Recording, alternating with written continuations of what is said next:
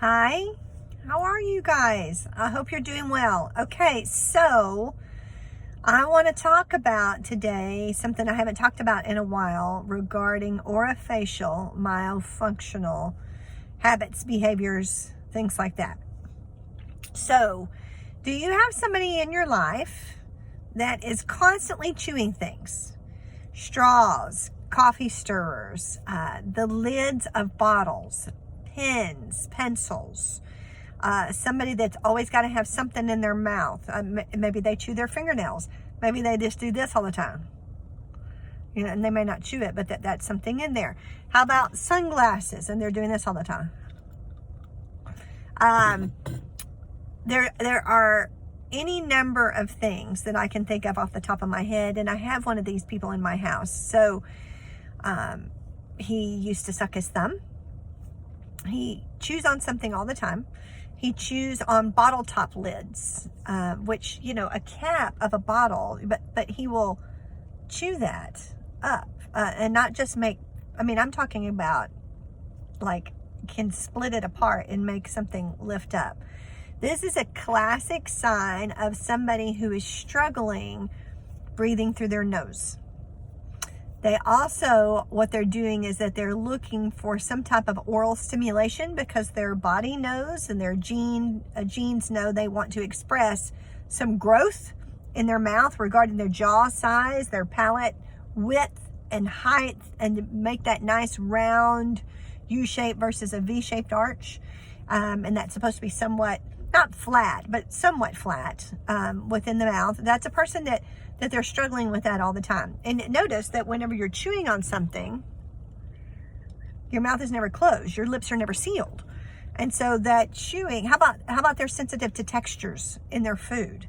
There's certain textures they don't like. I am guilty of this one myself. I cannot stand the texture of apples or water chestnuts or pears unless they're pretty ripe. It's a texture thing. Guess what? It's actually not a texture thing. More than likely, I had difficulty with that as a child because of not being able to mouth breathe. And so I associate that with this texture of food, but it's really not what that is.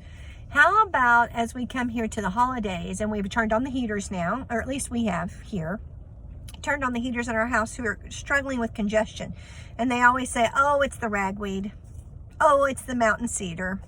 And in the spring, it's, oh, it's this, it's this, it's this. I'm not saying there's no such thing as allergies, but you know, your body has amazing immunity that if you function in the way you're supposed to, so eat the things you're supposed to eat, drink the amount you're supposed to drink, sleep the amount you're supposed to sleep, then your body has got immunity to fight off things that it normally craters to so simply and so easily. So they're waking up every morning congested, and then it wanes through the day maybe. If that's not a true allergy. If you wake up stopped up and then you're waning through the day, it goes away, then more than likely you're mouth breathing overnight. Okay, so there are some things here that orofacial myofunctional therapy will help you with, even if you never go see somebody, which of course I'm never going to recommend, but there are some things that people are doing that are giving you some signs, and perhaps you need to look around you and look at the number of people that are mouth breathing, even if it's a tiny break in the lip seal. I'm trying to make that small. This is still mouth breathing. It's still mouth breathing. So who is doing this? I want you to look for the chewers in your life and for the people who are constantly having some type of sinusitis, rhinitis, it's also called that. They're blowing their nose, especially when they wake up, and then it may suffice during the day. If they do, they probably need to have somebody take a peek at them.